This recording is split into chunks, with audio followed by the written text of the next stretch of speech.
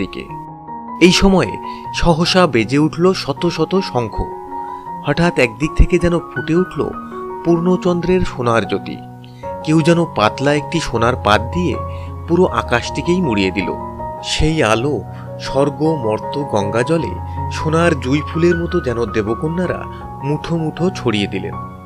চারিদিকে শঙ্খধ্বনিতে যে বিপুল শব্দ হলো তা আকাশ বাতাস পূর্ণ করে তা কাঁপিয়ে তুলল দিগমণ্ডলকেও।